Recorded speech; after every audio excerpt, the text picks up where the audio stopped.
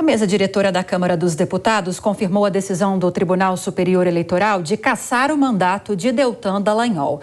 Eu vou acionar mais uma vez, direto de Brasília, André Anelli, que tem informações para a gente. André, como foi a votação e quem vai assumir agora a vaga do ex-deputado?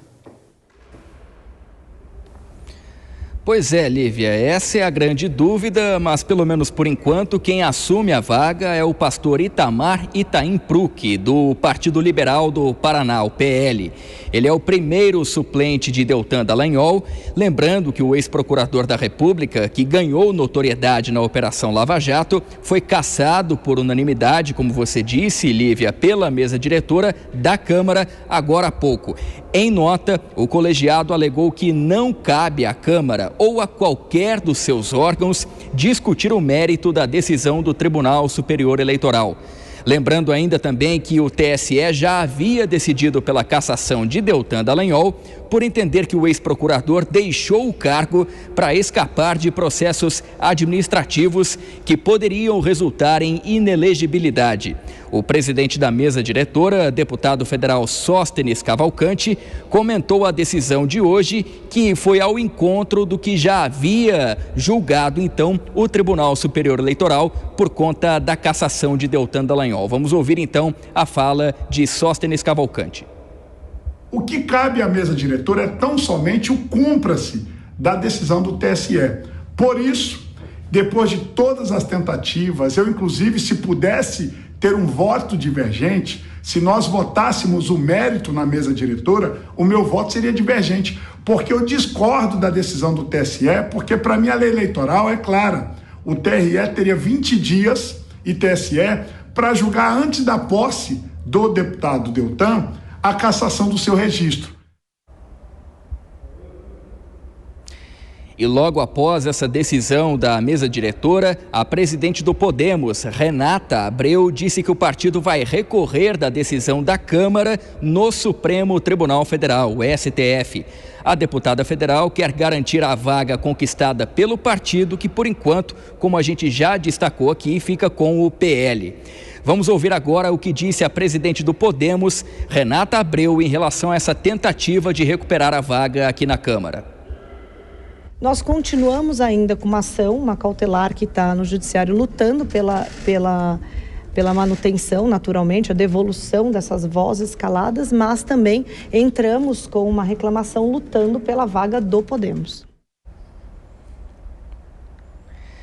Agora cassado, o próprio Deltan Dallagnol, agora há pouco, em uma entrevista coletiva, repetiu o discurso de que foi vítima de vingança por conta da atuação dele na Operação Lava Jato. O ex-deputado federal também lamentou o que chamou de 345 mil vozes caladas, que foi o total conquistado por ele nas últimas eleições. A gente confere agora, então, as declarações recentes do Deltan Dallagnol. Eu lutei e eu vou lutar até o fim pelos 345 mil eleitores. Eu vou recorrer até o fim, não por um cargo, não por um mandato, mas sim por todas aquelas pessoas que saíram das suas casas com título de eleitor na mão para depositar nas urnas aquilo que é a principal e mais preciosa ferramenta de uma democracia, que é o voto.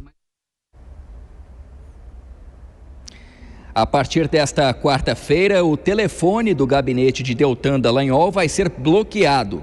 E o ex-procurador não vai mais ter acesso facilitado aqui ao Congresso Nacional. Ele vai precisar passar por checagem, como qualquer visitante que acaba ali sendo submetido a uma revista, então, dos objetos pessoais e também dos objetos que carrega em mochilas e pastas. Portanto, essa decisão da mesa diretora da Câmara dos Deputados já tem validade e já tira, então, algumas prerrogativas e vantagens também do ex-procurador e agora ex-deputado federal. Lívia. É mais uma etapa que consolida esse processo de cassação de Deltan Dallagnol. Mais uma vez, obrigada pelas informações, André Anelli. Bom trabalho para você aí em Brasília. Dora Kramer, o assunto agora é Deltan Dallagnol. Tivemos então, como já era esperado, essa manutenção da cassação que foi determinada pelo TSE pela Câmara dos Deputados, e agora Deltan Dallagnol deve se apegar à esperança de uma talvez revisão dessa decisão da Corte Eleitoral no STF, onde ele já recorreu. Ele segue dizendo, o parlamentar cassado, que foi vítima de vingança. Qual será o destino dele daqui para frente, hein? O que você arriscaria dizer? Lívia, eu arriscaria nesse momento, eu penso em relação ao Deltan Dallagnol e até ao Sérgio Moro, que se arrependimento matasse de um ter deixado a justiça ali, a 13ª vara, onde ele mandava e desmandava, o outro Ministério Público, para se envolver, para enveredar por um terreno que não é a praia deles.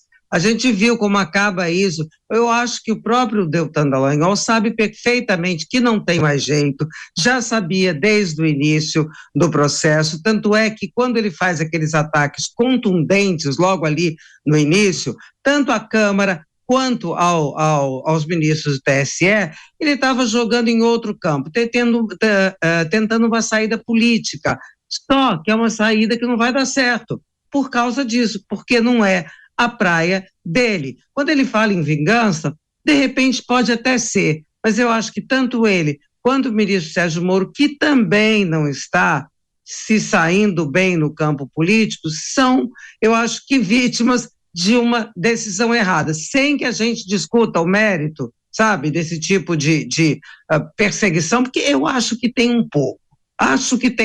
Sabe, de antipatia, para dizer o mínimo, com relação de pessoas que atuaram ali numa operação que atingiu duramente a classe política.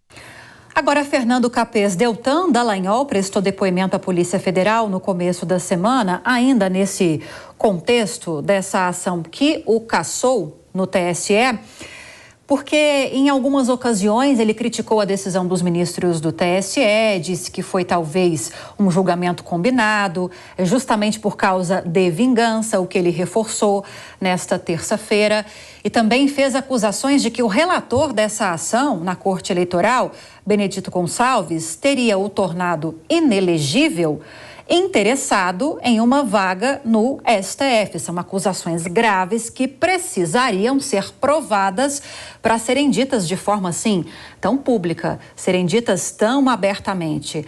E inclusive tem uma ação, como eu falei para a Dora agora há pouco, tem uma ação de Deltan Dallagnol no STF na expectativa de que haja uma reversão dessa decisão de cassação do TSE. Alguma possibilidade, na sua opinião, de isso acontecer? Olha, o Deltan precisa ser mais cauteloso com aquilo que ele fala. Ele é um profissional, pelo menos foi um profissional da justiça, um membro do Ministério Público, passou num concurso extremamente difícil, foi um promotor técnico preparado, precisa tomar cuidado. Ele fez uma acusação, ele imputou um crime ao ministro Benedito Gonçalves, e como é um crime imputado a um funcionário público no exercício da sua função, é um crime de ação penal pública, que depende só de representação, quer dizer, da manifestação de vontade da vítima. Então ele se fragilizou, se colocou numa posição que ele vai ser investigado por isso. Segundo ponto, a Câmara não tem nenhum poder de rever a decisão da Justiça Eleitoral. Tem hipóteses de cassação de mandato em que cabe à Câmara decidir. Por exemplo, quebra de decoro. É a Câmara que decide, ela toma a decisão se ela cassa o mandato ou não. E há hipóteses em que a Câmara simplesmente declara, executa uma decisão da Justiça Eleitoral.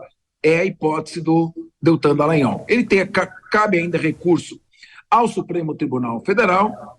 Vamos lembrar que lá houve ministros que apoiaram a Lava Jato. Vamos ver agora se eles ficam com o Deltan ou se o abandonam de vez. E, é claro, a decisão foi polêmica. As condições de elegibilidade e de registro da candidatura têm que ser analisadas e verificadas no momento em que é feita essa candidatura. E o fato é que não havia nenhum motivo que impedisse o acolhimento do registro da sua candidatura. Foi, na verdade, uma interpretação subjetiva. Ele pediu exoneração porque aqueles procedimentos poderiam virar uma punição que o tornaria inelegível. Essa é uma hipótese que confronta o princípio do estado de inocência, mas foi tomada a decisão.